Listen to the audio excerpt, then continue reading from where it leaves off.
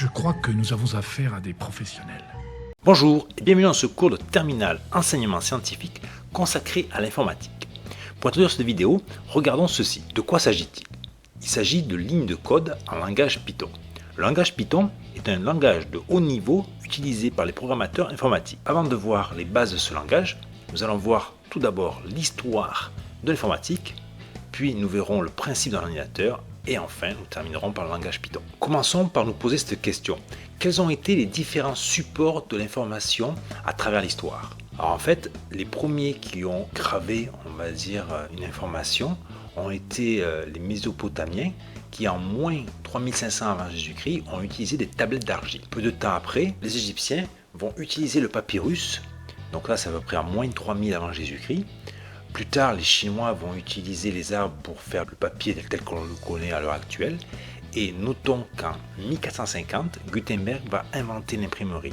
Et ceci va révolutionner la diffusion d'informations, puisqu'on va enfin pouvoir copier des livres et distribuer de nombreux exemplaires, et donc répandre l'information à grande échelle. Ensuite, aux alentours des années 1700, est inventé l'ancêtre des supports informatiques que l'on utilise actuellement.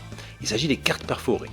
En fait, ces cartes vont permettre de programmer quelque chose qui va être utilisé par des machines. La première machine qui a utilisé ces cartes perforées, c'est ce qu'on appelle l'orgue de Barbarie. Son principe était le suivant, donc une personne tournait une manivelle, ce qui faisait avancer donc la carte perforée et qui permettait de jouer certaines notes de musique et ainsi produire une musique. De la même façon, le métier à tisser jacquard, inventé par M. Jacquard, utilisait ces mêmes cartes perforées qui permettaient de programmer un motif qui allait être réalisé par le métier à tisser. Au milieu du XXe siècle, les bandes magnétiques sont inventées, qui donné naissance plus tard aux disques durs magnétiques. Ensuite, à la fin du XXe siècle, donc les disques compacts vont être inventés avec les CD, les DVD, les Blu-ray qui vont permettre de stocker de plus en plus d'informations. Et pour finir, les mémoires flash, avec notamment les cartes SD qu'on utilise dans les téléphones portables, les clés USB et la nouvelle génération de disques durs qu'on appelle les disques SSD, qui vont être beaucoup moins bruyants et beaucoup plus rapides qu'un disque magnétique. Quel est l'événement qui fait basculer l'homme de l'ère industrielle à l'ère numérique? Il s'agit de l'invention de la machine universelle en 1936. Cette machine a été inventée par Alan Turing. Alors la photo que vous voyez ici, c'est une réplique de cette machine réalisée par un Français de nos jours. Alors on voit ici une feuille, en fait ça c'est l'équivalent de la carte perforée qui donnait des instructions au programme. Là vous avez une horloge qui permettait de répéter les opérations. Et c'est ici en fait qu'on pouvait à la fois lire et écrire des choses. Voici une citation d'Alan Turing qui est la suivante. Donc ce qui est calculable peut être décomposé en un nombre fini d'étapes pouvant chacune être réalisées par une machine. Et ce que l'on peut dire, c'est que cette machine universelle est l'ancêtre de tous les ordinateurs qu'on utilise actuellement. Passons à la deuxième partie consacrée à l'ordinateur. Et pose-nous la question suivante, quels sont les composants d'un ordinateur? Un ordinateur, c'est une machine électronique programmable destinée au traitement d'informations. Voici un schéma qui résume le principe de fonctionnement d'un ordinateur. Vous avez au centre la mémoire RAM, c'est là où vont être stockés le programme avec les données qui vont être nécessaires pour faire fonctionner le programme et le résultat. Alors ce programme est très simple, il consiste à faire la somme de A plus B. C'est pour ça que A plus B, ça va être les données qui vont être saisies, par exemple, à travers le clavier d'ordinateur. Le programme, lui, il va être lu, donc ça va être aussi une entrée. L'unité de commande va donner les instructions et l'unité arithmétique et logique va permettre de faire les calculs. Et en sortie, donc le résultat va être affiché par exemple à l'écran, S égale 90 si A vaut 30 et B 60. Quels sont les types de données utilisés par un ordinateur?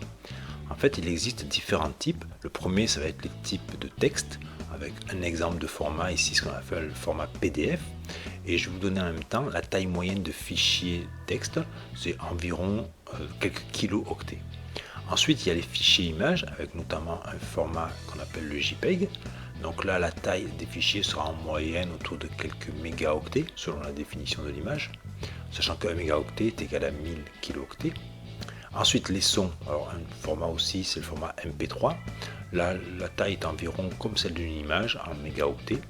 Et enfin, les vidéos, en format MP4, qui eux vont être plus grands, puisqu'en fait, ça va être une addition d'images et de sons, donc ce sera plutôt en gigaoctets. Qu'est-ce qu'un programme?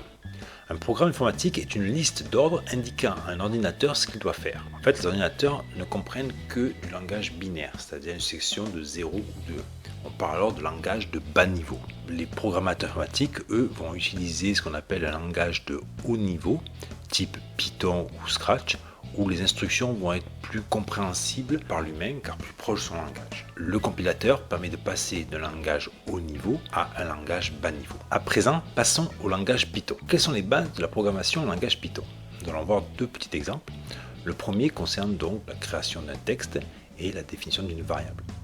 Alors, la première ligne, vous voyez ici, x égale 5. Qu'est-ce qu'elle signifie? Elle veut dire que la valeur numérique 5 va être stockée dans la variable x. De la même façon, la deuxième ligne, y égale x fois x. En fait, on va effectuer l'opération, donc la valeur de x, donc 5 fois 5, et on va la stocker dans la variable y.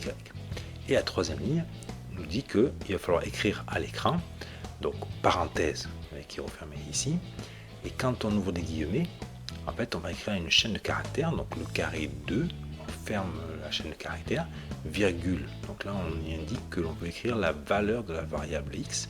Donc ça va faire le carré de 5 et donc une chaîne de caractères entre guillemets et la valeur y, donc ici c'était 25. Donc c'est bien le carré de 5 et 25. Deuxième exemple, instruction conditionnelle. Donc voilà le programme correspondant. Là on affecte à la variable a la valeur numérique 30, à la variable b la valeur numérique 20. Et là voilà l'instruction conditionnelle. On écrit if, donc ce qui signifie si en français, si a est plus grand que b, deux points, il ne faut pas oublier deux petits points, alors il va falloir écrire que A est plus grand que B. Et remarquez qu'il y a un petit décalage là qui est nécessaire, qui signifie que cette instruction-là est appliquée uniquement si la condition est vérifiée. Dans le cas contraire, else, deux points de nouveau le décalage, écrire B est plus grand que A. Et donc à l'écran va bien être écrit A est plus grand que B. En conclusion, que pouvons-nous dire? Tout d'abord, je reprends la phrase qu'on avait dit en introduction, c'est-à-dire que l'informatique, c'est quoi? C'est le traitement automatique de l'information. Ce que l'on peut dire, c'est que l'informatique, qui a été initiée par Alan Turing, a révolutionné nos vies. Je vais vous donner quelques exemples. Avant, lorsqu'on voulait écrire un texte, on utilisait une machine à écrire. Donc il fallait taper notre texte. Imaginons qu'on faisait une erreur, il fallait tout recommencer. De nos jours, on utilise un traitement de texte qui nous permet d'enregistrer, de reprendre ce qu'on a tapé, de le modifier, de corriger l'orthographe, etc. Donc c'est beaucoup plus pratique.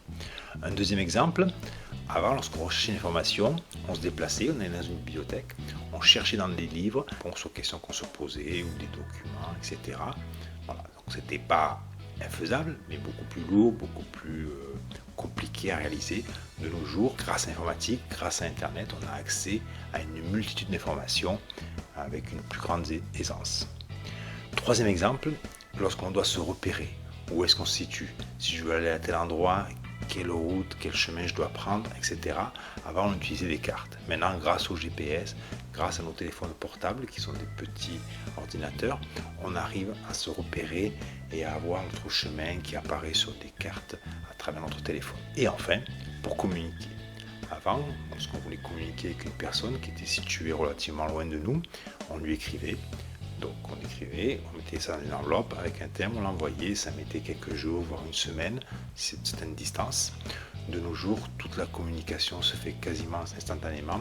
On peut joindre quelqu'un à tout moment, il suffit qu'il ait son téléphone sur lui. Ça a beaucoup simplifié, ça a beaucoup développé les communications. Vous devez prendre conscience que grâce à l'informatique, toutes nos vies ont été changées et ça a permis d'accélérer les choses, de faire les choses beaucoup plus rapidement. Voilà, je vous remercie pour votre écoute et à bientôt. C'est de toute beauté.